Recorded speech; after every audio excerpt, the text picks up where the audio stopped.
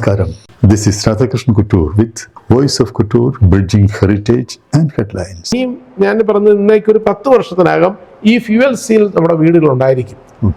അപ്പോൾ fuel cells എന്ന് പറഞ്ഞതിൻ്റെ അകത്ത് ഇത് ഇച്ചിരി കോസ്റ്റ്ലി ആണ്. ഇതുപോലെ ഗവൺമെൻറ് സെൻട്രൽ നമുക്ക് ഈ ഗ്യാസ് കുറ്റി കൊണ്ട് നടക്കേണ്ട ആവശ്യമില്ല. നമ്മൾ പറയുന്നത് ഇതിന് ഒരുപാട് പദ്ധതികൾ രൂപീകരിക്കാൻ സാധിക്കും. അപ്പോൾ വീട്ടിൽ ആവശ്യമുള്ള കറണ്ടായി, ആ കറണ്ട് കൊണ്ട് നമുക്ക് കുക്ക് ചെയ്യാം, എല്ലാം ചെയ്യാം. നമസ്കാരം. ഇന്ന് നമ്മോടൊപ്പം ഫാദർ ഡോക്ടർ എബ്രഹാം മുളമൂട്ടിൽ. അദ്ദേഹം തിരുവല്ല ആസ്ഥാനമായിട്ടുള്ള പീസ് പീപ്പിൾ പ്ലാനറ്റ് എന്ന NGOയുടെ ചെയർമാനാണ്. അച്ഛൻ തന്നെ ഇനിഷ്യേറ്റീവ് എടുത്ത് ഒരു 7 വർഷത്തിന് മുൻപ് തുടങ്ങിയിട്ടുള്ള സെൻട്രൽ ട്രാവൻകൂർ ചേംബർ ഓഫ് കൊമേഴ്സിന്റെ പ്രസിഡന്റ് കൂടിയാണ് അച്ഛൻ. അച്ഛനൊരു വിഷണറിയാണ്. തിരുവല്ല മാക്ഫസ് കോളേജിന്റെ ഡയറക്ടറും പ്രിൻസിപ്പളും ഒക്കെ ആയിരുന്നു. അച്ഛനിപ്പോ ഈ NGOയുടെ പ്രവർത്തനങ്ങളുമായിട്ടാണ് കൂടുതൽ കോൺസെൻട്രേറ്റ് ചെയ്തിരിക്കുന്നത്. മോഡി ഗവൺമെന്റിന്റെ ഹൈഡ്രജൻ മിഷനോട് ചേർന്ന് പ്രവർത്തിക്കണമെന്ന് ആഗ്രഹിച്ച് അച്ഛൻ പുതിയൊരു പ്രോജക്ട് ലോഞ്ച് ചെയ്തിട്ടുണ്ട്. മിഡിൽ ഈസ്റ്റ് വാറിന്റെ പശ്ചാത്തലത്തിൽ പല രാജ്യങ്ങളും പ്രത്യേകിച്ച് ഇന്ത്യ ഒരുപാട് LNG ക്രൈസിസ്, നമ്മുടെ കുക്കിംഗ് ഗ്യാസിനുള്ള ക്രൈസിസ് നേരിടുകയാണ്. നമുക്ക് പലയിടത്തുനിന്നും ഷിപ്പ് വരാൻ കഴിയുന്നില്ല. ഒടുക്ക ഇന്ത്യക്ക് പ്രത്യേക അനുമതിയായി കിട്ടി. പക്ഷെ എന്നാലും നമ്മുടെ ക്രൈസിസ് പല ഹോട്ടലുകളും നമ്മൾ അടച്ചുപോയിട്ടുണ്ട്, ഗതികേട് വന്നിട്ടുണ്ട്. നമ്മുടെ ഗവൺമെന്റ് ഹെൽപ്ലെസ് ആണ് ആ കാര്യത്തിൽ. അച്ഛൻ അതിനൊരു ഹൈഡ്രജൻ ബേസ്ഡ് പ്രോജക്റ്റിലൂടെ ഒരു ഓൾട്ടർനേറ്റീവ് കണ്ടെത്താമെന്നാണ് അച്ഛൻ പറയുന്നത്. അതിന്റെ വിശദാംശങ്ങൾ നമുക്ക് അച്ഛനോട് തന്നെ ഒന്ന് ചോദിച്ച് മനസ്സിലാക്കാം. നമസ്കാരം രാധാകൃഷ്ണൻ. പ്രത്യേകിച്ച് ഹൈഡ്രജൻ മിഷൻ എന്ന് പറയുന്നത് സെൻട്രൽ ഗവൺമെന്റ് ഒരു വലിയ പ്രോജക്റ്റാണ്. ഫോസിൽ ഫ്യൂയൽസ് മിക്കവാറും ഒക്കെ തീർന്നുകൊണ്ട് സമയത്തും അതുപോലെ തന്നെ അതിൻ്റെ നിന്നുണ്ടാകുന്ന പൊല്യൂഷൻസും ഹൈ ആയിക്കൊണ്ടിരിക്കുന്ന കാലഘട്ടത്തിൽ പ്രത്യേകിച്ച് ഗ്ലോബൽ വാർമിങ് ഒരു വലിയ ഇഷ്യൂ ആണ്. അതിനിടയ്ക്കാണ് ഇപ്പോൾ ലേറ്റസ്റ്റ് ആയിട്ട് വന്നത് നമ്മുടെ എനർജി ക്രൈസിസ്. ഏറ്റവും ഇന്ത്യയെ പോലത്തെ രാജ്യത്ത് 2 ആഴ്ച കൊണ്ട് നമ്മളുടെ മുഴുവൻ പെട്രോളിയം തീർന്നു പോയാൽ സിറ്റുവേഷൻ വരെയാണ് നമ്മൾ കാണുന്നത്. ഇത് മനസ്സിലാക്കിക്കൊണ്ടാണ് സെൻട്രൽ ഗവൺമെൻറ് തന്നെ ഹൈഡ്രജൻ മിഷൻ എന്ന് പറഞ്ഞ് തുടങ്ങിയിട്ടുണ്ട്. Hydrogen will be the future of energy. ഇത് നമ്മളെല്ലാവരും മനസ്സിലാക്കേണ്ട ഒരു കാര്യമാണ്. 1800 ഒക്കെ ഈ ഹൈഡ്രജൻ മിഷൻ നേരത്തെ ഉണ്ട്. പക്ഷേ അതിനുശേഷം എളുപ്പമുള്ളതായ ഫോസിൽ ഫ്യൂൽസ് വന്ന് ഇതങ്ങ് മാറിപ്പോയി. ഇതിന് വലിയ പ്രാധാന്യം വരാതിരിക്കുകയാണ്. ഗ്രീൻ എനർജിയിൽ ഒരു സോഴ്സാണ് സോളാർ എനർജി. ഇന്ത്യ വളരെ ഗംഭീരമായിട്ട് നടത്തിക്കൊണ്ട്, അത് ഞാൻ കേരളത്തിൽ ആദ്യമായിട്ട് തുടങ്ങിയ ആൾ ഞാൻ തന്നെയാണ്. മാക്ഫാസ്റ്റിലെ ഫസ്റ്റ് സോളാർ എനർജി നമ്മൾ ആദ്യം തുടങ്ങുന്നത്. അത്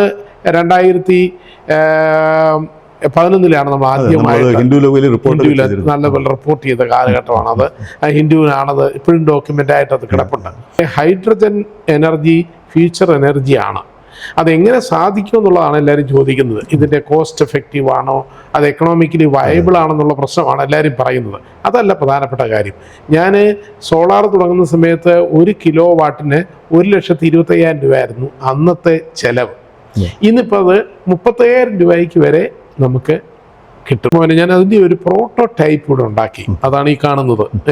ഇത് നമുക്ക് അതിൻ്റെ പ്രത്യേകിച്ച് പറയുകയാണെങ്കിൽ ഇവിടെ ഇലക്ട്രോളിസിസ് ആണ്. വെള്ളം നമ്മൾ 2ആയിട്ട് തിരിക്കുന്നു. ഹൈഡ്രജനും ഓക്സിജനുമായിട്ട് തീരുന്നു. ഈ ട്യൂബിലൂടെ നമ്മളത് ഇവിടെ കൊടുത്തിട്ട് ഫ്യൂവൽ സെൽസ്, ഇതാണ് ഏറ്റവും പ്രധാനപ്പെട്ട ഭാഗം. അതിന് വലിയ കോസ്റ്റ്ലിയാണ്. ബിക്കോസ് അതിന് പ്ലാറ്റിനം അല്ലെങ്കിൽ അങ്ങനെയുള്ളതായ മെറ്റീരിയൽസ് ഉപയോഗിച്ചാണ് ആനോഡും കാഥോഡും ഒക്കെ ഡെവലപ്പ് ചെയ്തിരിക്കുന്നത്. ഇവിടെ അതുപോലെ തന്നെയുണ്ട്, ആനോഡും കാഥോഡും ഉണ്ട്. പിന്നെ 100% ആയിട്ടുള്ള ഹൈഡ്രജൻ ഉണ്ടാക്കിയാൽ മാത്രമേ അത് ഇലക്ട്രോൺ ആയിട്ട് തീരത്തുള്ളൂ. ഇതിൽ നിന്നുകൂടെ നമ്മൾ വരികയും ചെയ്യും. അതിനുശേഷം അതിനൊരു സോഫ്റ്റ്വെയറിൽ കൂടെ DC ആയിരിക്കുന്നത് AC ആക്കി തീർത്ത് കൊടുക്കുന്നു, ലൈറ്റ് കൊടുക്കുന്നു. ഇത് ഇപ്പോഴൊരു റിസർച്ച് ലെവലിലേക്ക് നിൽക്കുന്നേ ഉള്ളൂ. പിന്നെ അതുപോലെ അടുത്തത് ഇൻഡസ്ട്രിയൽ ലെവലിലും ആകണം. അപ്പം റിസർച്ച് ലെവലിൽ എളുപ്പമുള്ള രീതിയാണ് നമ്മളിപ്പോൾ ചെയ്തിരിക്കുന്നത്. ആദ്യം പ്രോട്ടോടൈപ്പ് നമ്മൾ ഉണ്ടാക്കി ഇത് റൺ ചെയ്യുന്നത് കാണിച്ചു. എല്ലാവർക്കും കൺവിൻസ്ഡ് ആയിട്ടുണ്ട്. ഇനി അടുത്തത് നമ്മൾക്ക് വേണ്ടത് ഇത് ഇൻഡസ്ട്രിയൽ ലെവലിൽ എത്തുക എന്നുള്ളത്. നമുക്ക് ഈ LPG ക്രൈസിസിൽ ഇപ്പോൾ അച്ഛൻ്റെ ഈ ഹൈഡ്രജൻ പ്രോജക്റ്റ് അല്ലെങ്കിൽ ഗവൺമെന്റ് ഒരു ഹൈഡ്രജൻ പ്രോജക്റ്റ് നമ്മുടെ ഈ കുക്കിംഗ് ഗ്യാസ് ക്രൈസിസിനെ എങ്ങനെ നമുക്ക് ഓവർകം ചെയ്യാൻ പറ്റും? അതിനകത്ത് ഏത് എനർജി വന്നാലും കുക്ക് ചെയ്യാൻ പറ്റും. അപ്പോൾ ഏറ്റവും പ്രധാനപ്പെട്ട കാര്യം നമ്മൾ പറഞ്ഞ ഹൈഡ്രജൻ ഡയറക്റ്റായിട്ട് നമുക്ക് കുക്കിങ്ങിന് ഉപയോഗിക്കാം. അതൊരു വേറൊരു കാര്യം. അപ്പോൾ അതിന് വേണ്ടി ഒരു പ്രശ്നം, അത് എപ്പോഴും സൃഷ്ടിച്ചുകൊണ്ട് വെക്കാൻ പ്രയാസമൊക്കെ ഉണ്ട്. നമ്മൾ ഗ്രീൻ ഹൈഡ്രജൻ എന്ന് പറയുന്നതിൻ്റെ ഉദ്ദേശിക്കുന്നത് വെച്ചാൽ പകൽ സമയത്ത് നമ്മൾ സോളാർ ഉപയോഗിച്ചാണ് നമ്മൾ ഈ ഇലക്ട്രോളിസിസ് നടക്കുന്നത്. അപ്പം ആദ്യം ഉപയോഗിക്കുന്നത് ആ എനർജി അതിന് ഉപയോഗിക്കുന്നുണ്ട്. അപ്പോൾ പകൽ സമയത്ത് നമ്മൾ സോളാർ ഉപയോഗിക്കും, രാത്രിയിൽ നമ്മൾക്ക് സോളാറില്ല. അപ്പോൾ നമ്മൾ ഹൈഡ്രജനിലേക്ക് മാറണം. അതിൽ പ്രൊഡ്യൂസ് ചെയ്ത ഹൈഡ്രജൻ സ്റ്റോർ ചെയ്ത് സൂക്ഷിച്ച് വെച്ചിട്ട് പിറ്റേ ദിവസം രാത്രിയിൽ നമ്മൾ ഇതിനുപയോഗിക്കുന്ന അതാണ് ഈ ഫ്യൂവൽ സെല്ലിൽ കൂടെ വിടണം. അപ്പോൾ ഇതെങ്ങനെയാണ് ചെയ്യുന്നത്? പലപ്പോഴും വരുന്ന ഇലക്ട്രോളിസിസ് നടത്താനായിട്ട് പകൽ സമയത്ത് ആ കറണ്ട് ഉപയോഗിച്ച് വേണം ഇത് ഡെവലപ്പ് ചെയ്യേണ്ടത്. എന്നിട്ട് നമ്മൾ ടാങ്കിൽ സൂക്ഷിക്കണം. അപ്പൊ നമ്മൾ ഓരോ വീട്ടിലും അപ്പൊ നമ്മുടെ വീടുകളിൽ ഇത് തന്നെ ഇനിയും ഞാൻ പറഞ്ഞത് ഇന്നേക്ക് ഒരു 10 വർഷത്തിനകം ഈ ഫ്യൂവൽ സെൽ നമ്മുടെ വീടുകളുണ്ടായിരിക്കും. അപ്പൊ ഫ്യൂവൽ സെൽസ് എന്ന് പറഞ്ഞതിൻ്റെ അകത്ത് ഇത് കോസ്റ്റ്ലിയാണ്. ഇതുപോലെ സെൻട്രൽ ഗവൺമെന്റുകളും അതുപോലെ വേൾഡിലുള്ള ആൾക്കാരും റിസർച്ച് നടത്തി ഏറ്റവും എഫിഷ്യൻ്റ് ആക്കുക, കോസ്റ്റ് എഫക്റ്റീവ് ആക്കി കഴിഞ്ഞാൽ എല്ലാ വീടുകളിലും ഇതുപോലൊരു നമ്മൾ ചെറിയ ഒരു നമ്മുടെ ജനറേറ്റർ പോലെ സാധനം. പക്ഷേ അതിൻ്റെ ഒരു ഗുണമെന്ന് ചോദിച്ചാൽ ഇതിൻ്റെ അകത്തുണ്ടാകുന്നത് ബൈ പ്രോഡക്റ്റ് എന്ന് പറഞ്ഞാൽ വെള്ളം മാത്രമാണ്, ആവി വരുന്നത് പോലെ. അപ്പോൾ പൊല്യൂഷൻ ഇല്ല. ഒരു ജനറേറ്റർ ഉപയോഗിച്ചാൽ നമുക്ക് പൊല്യൂഷനാണ്, മണമാണ്, എല്ലാമാണ്, എല്ലാത്തിനകത്തും പ്രശ്നങ്ങളുണ്ട്. അപ്പോൾ ഇതാണ് എക്കോ ഫ്രണ്ട്ലി ആകുന്നു. അത് നമ്മുടെ എൻവയൺമെന്റിനെ പ്രൊട്ടക്റ്റ് ചെയ്യും. അടുത്തത് ഗവൺമെന്റ് നെറ്റ് സീറോയിലേക്ക് എത്തണം 2070 2045 ഒക്കെ. എയർ പൊല്യൂഷൻ മാത്രമല്ല, നമ്മൾ എന്തുമാത്രം എനർജി ഉണ്ടാക്കുന്നുണ്ടോ അത് പൊല്യൂഷൻ ഉണ്ടാക്കാതെ സൂക്ഷിക്കണം.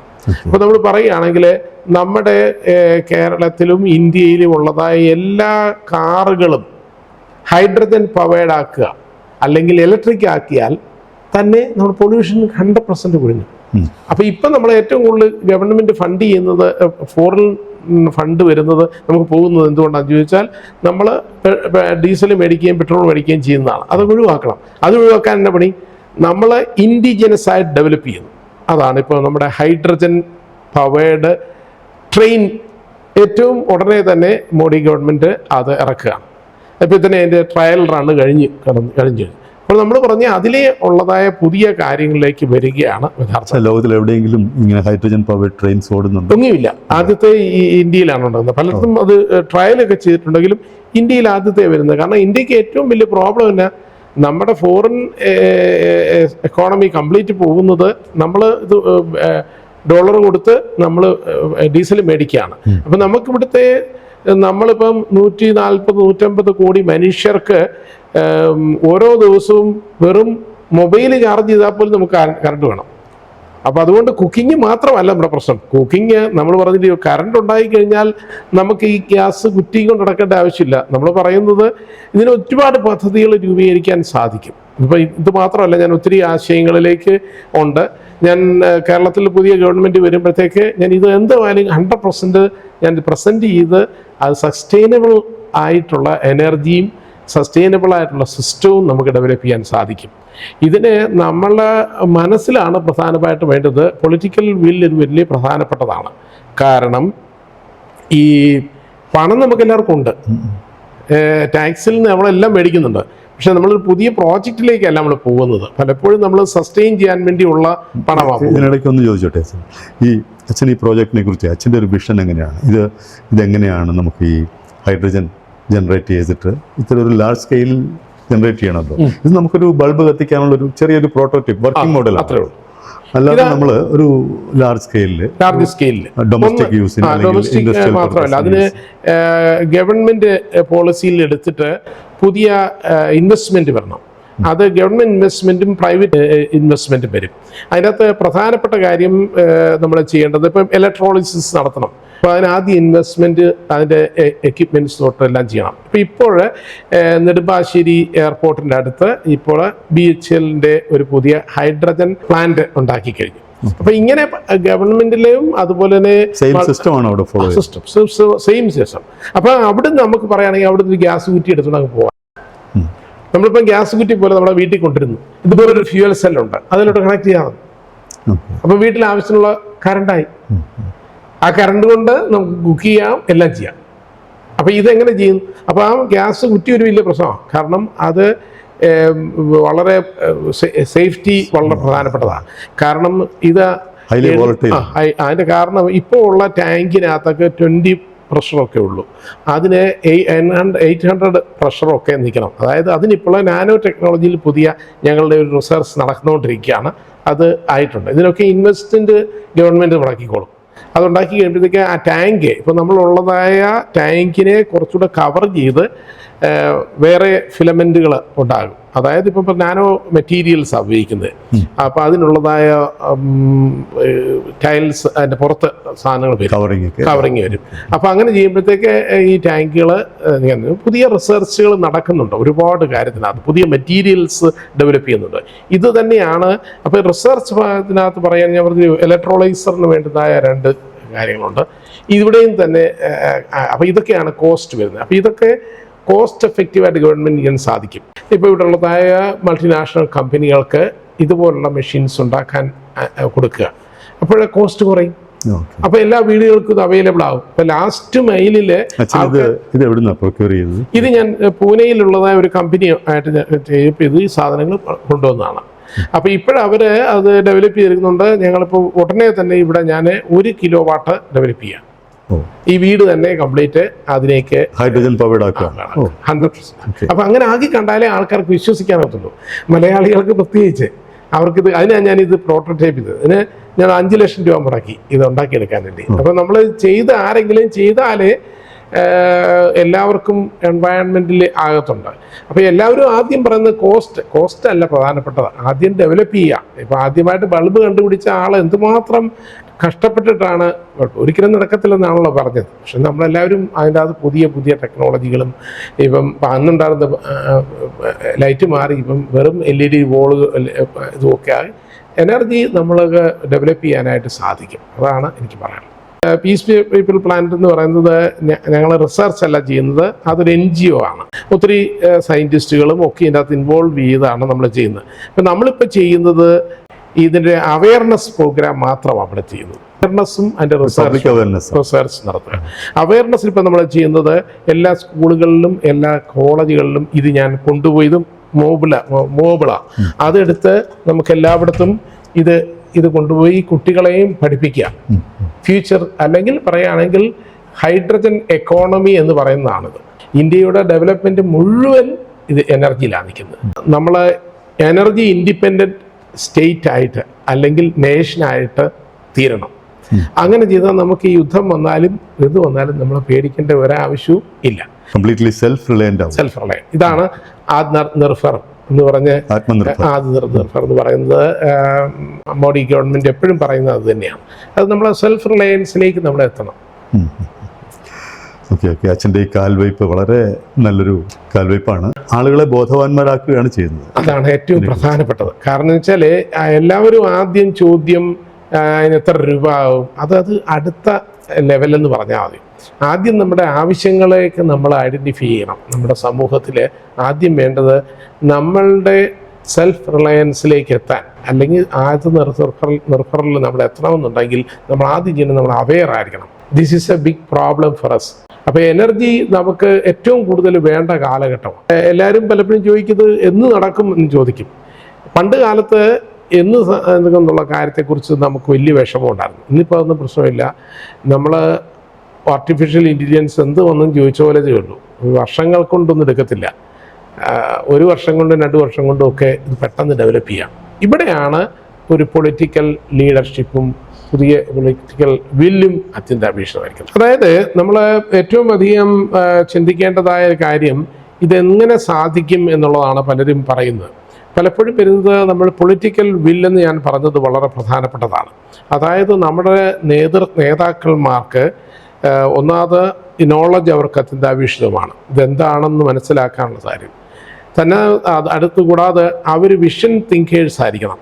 അതായത് നമ്മൾക്ക് ഇന്ന് എനർജി ഇത്രേ ആവശ്യം ഉള്ളൂ, എന്നാൽ വിത്തിൻ 10 years നമുക്ക് എന്തുമാത്രം എനർജി വേണം, ആൾക്കാരുടെ സർവീസസ് കൂടുതൽ വേണ്ടിയതെന്നാണ്. ഇത് നോക്കുമ്പോൾ അവിടെ എല്ലാം എനർജി ആവശ്യമാണ്. അപ്പോൾ ഈ എനർജി നമുക്ക് പകലുള്ളതായ സോളാർ കൊണ്ട് മാത്രമാകത്തില്ല, രാത്രിയിലും ആവശ്യമുണ്ട്. അപ്പോൾ പകലുണ്ടാക്കുന്നതായ സോളാർ എനർജി അല്ലെങ്കിൽ വിൻഡ് എനർജി കൊണ്ട് ഉപയോഗിച്ച് ഇന്ത്യക്ക് ആവശ്യത്തിനുള്ളതായ സസ്റ്റൈനബിൾ എനർജി, സുസ്ഥിരമായ ഒരു എനർജി സിസ്റ്റം നമ്മൾ ഡെവലപ്പ് ചെയ്യണം. ഇതാണ് പൊളിറ്റിക്കൽ ലീഡേഴ്സ് പഠിക്കേണ്ടത്. അവരതിന് പറയുകയാണ് അതിനുള്ളതായ മെഗാ പ്രോജക്റ്റുകൾ, അതായത് എന്നെപ്പോലുള്ള ആളുകൾ റിസർച്ചിലും സോഷ്യൽ ചേഞ്ചസിന് വേണ്ടിയാണ് നമ്മൾ പ്രസംഗിക്കത്തുള്ളൂ. അതിനപ്പുറത്ത് അത് പ്രായോഗികമാക്കുന്നതിനാണ് ഈ ഗവൺമെൻറ്റിലെ പൊളിറ്റിക്കൽ ലീഡേഴ്സ് അതിന് വരേണ്ടത്. ഓക്കെ, അച്ഛൻ്റെ ഈ ഇലക്ട്രോലൈസർ ഫ്യൂവൽ സെൽ എന്ന് പറയുന്നത് ഒരു പ്രോട്ടോടൈപ്പാണ്. ഗവൺമെന്റിന് അല്ലെങ്കിൽ ഭരണകർത്താക്കൾക്ക് ഒരു വഴികാട്ടിയാണ് അല്ലേ? ഇതൊരു മോഡൽ പ്രസന്റ് ചെയ്യുകയാണ്. അവരാണ് ഇതിനെ ഡെവലപ്പ് ചെയ്യേണ്ടത്. നമ്മുടെ NGOയുടെ ലക്ഷ്യവും അത് തന്നെ. നമുക്ക് അവിടം വരെ പോകാനാവും. ഓക്കെ അച്ഛൻ, താങ്ക് യു. വോയിസ് ഓഫ് കുറ്റൂരിൻ്റെ ഈ വീഡിയോ നിങ്ങൾക്ക് ഇഷ്ടപ്പെട്ട് കാണുമെന്ന് കരുതുന്നു. നിങ്ങളുടെ അഭിപ്രായങ്ങളും നിർദ്ദേശങ്ങളും യൂട്യൂബിൻ്റെ കമൻറ്റ് ബോക്സിൽ രേഖപ്പെടുത്താനും മറക്കരുത്. ഇനി മറ്റൊരു പുതിയ വീഡിയോയുമായി താമസിയാതെ തിരികെ എത്താം. This is Radhakrishnan Kuttur signing off from voice of Kuttur, bridging heritage and headlines. Thank U.